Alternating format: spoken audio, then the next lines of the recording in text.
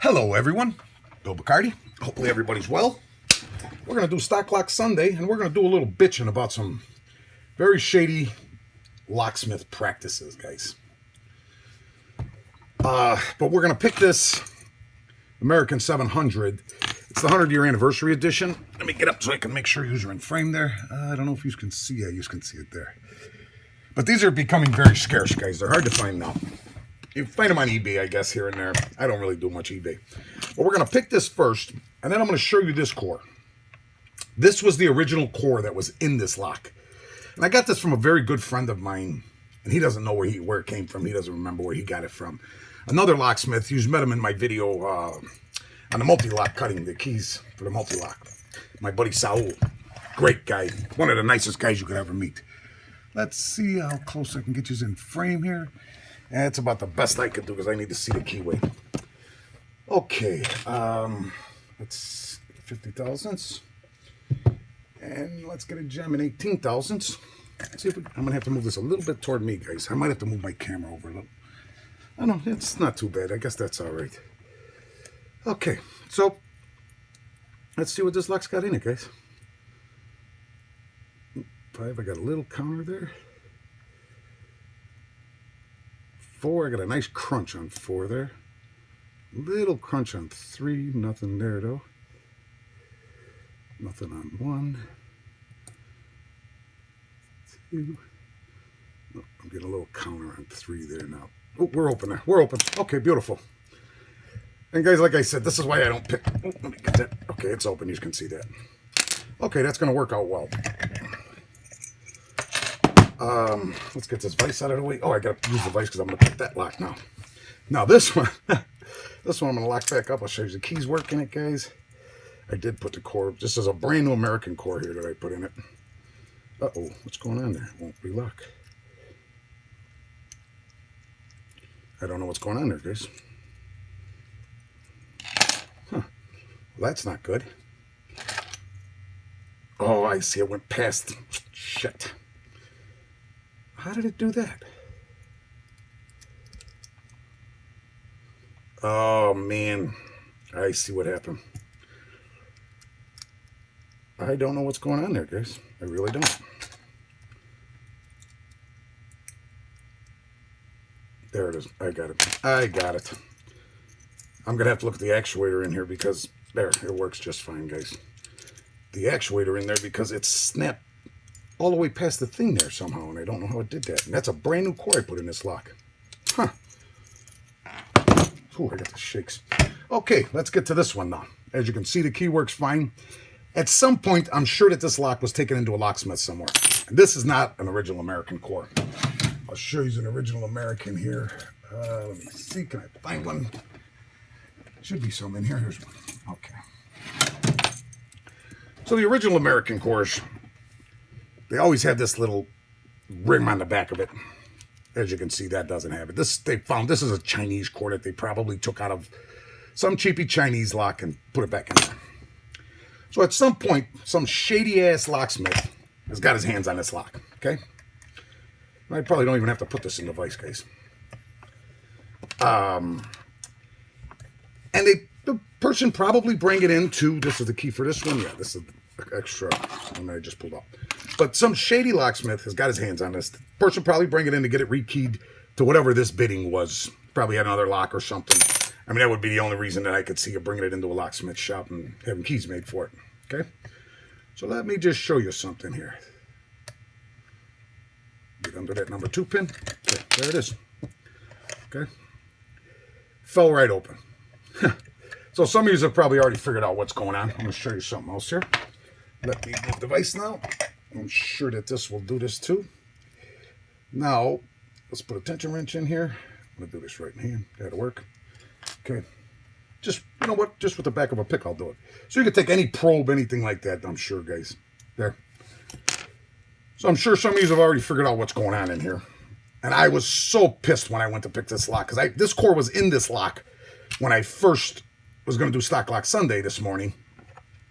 And stuck the pick in. And it just fell open like that again. Okay. So I'm going to relock this so I can get this clip off the back. And I'm going to gut this and show you what this. for lack of a better word, asshole did. Sorry for my language, guys. Oh, man. God, that is tight. Holy cow. Now, I haven't gutted it yet, but I'm sure what's going on inside of it without even gutting anything. Wow, that is a tight clip. Uh-oh. Hey, she's gone. Okay, so let's do this again. Actually, we have a key, but let's do this again just to show you. Okay, there it is, guys. Let's get a follower up here.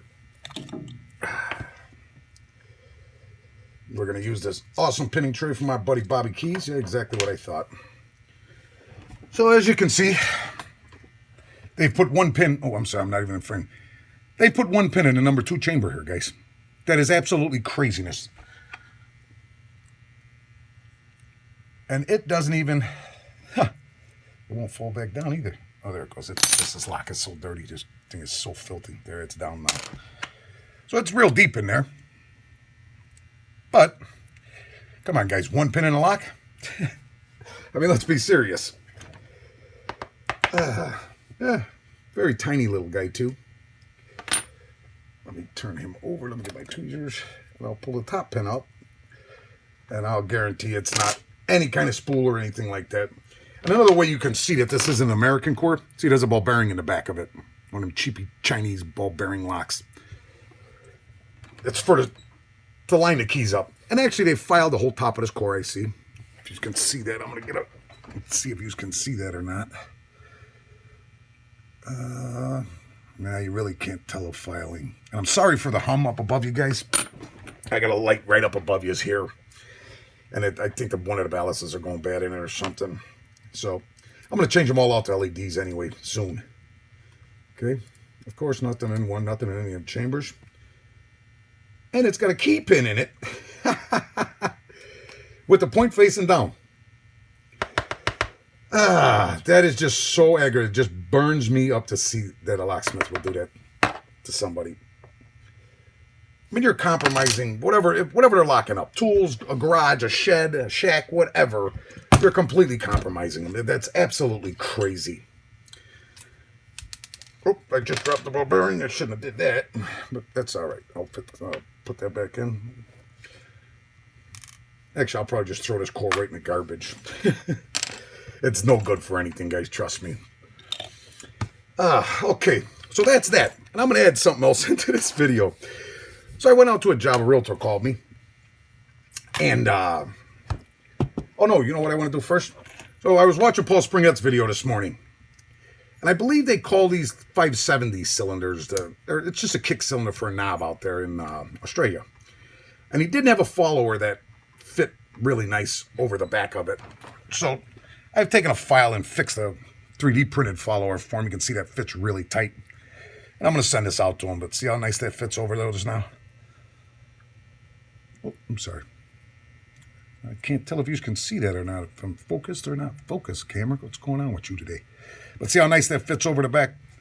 So I'm going to send him that. I'm going to send him a couple pinning trays and stuff since he's picking now. And this is actually a cylinder that Don's Locks sent me with no keys. I picked it. And Paul Springet actually sent me these Whitco keys. So I pinned it up to that just so it had a key for it. And I just have it in my shelf in my collection up top here. Next thing, guys. How deep are we into this video? I don't want to keep you too long. 8.5 minutes. All right, got another 2 minutes, guys. So I went to a job. A realtor called me up. I said, you know, Bill, something's funny on this front door. The hinges are bad. Could you go over there and take a look at it? So I said, yeah, no problem. I get over there. I walk up to the door. This is what's on the front of the door. Just how you see it in here. So, what they've done, some smart handyman or somebody, and it's just a cheapy mag. I've never even heard of this brand. So they had it on the door. Obviously, you need a back piece to hold this with one screw through the back of here all the way out there. Now, it was a thick door. What they did, they took a 1-inch piece of plywood and put on the front of the door and then drilled the hole back through it for this rim cylinder. And then obviously some idiot has taken and bent the tailpiece. So now you can't get it through the lock, okay? Which it probably would have worked this way if they would have just put it in. You know what happens? The screws don't line up. So obviously the tailpiece doesn't come through, so you can't throw this from inside the door. And it was a front door on a 3-unit building. You could only lock it from the outside. You couldn't lock it from the inside because you couldn't turn the thumb through because no tailpiece. So I fixed it all. I ended up redoing it. I put a brand new deadbolt on it. I put a brand new Schlage B660 on it. And fixed all the hinges. Every hinge was... By adding that piece of 1-inch plywood, they put so much weight on the door now, it just ripped all the hinge screws right out of it. So it just kept hanging and falling over. As soon as they'd open it, they had to pull up on it to close it. But I got it all fixed and straightened out for them. So there's my Stock Lock Sunday, guys. Thank you for watching. Sorry I haven't been around. I've just been really busy still, guys and gals. With that, everybody, a happy Stock Lock Sunday to use. Have a great day. And thank you. Thanks for watching and all your support, guys. Thank you.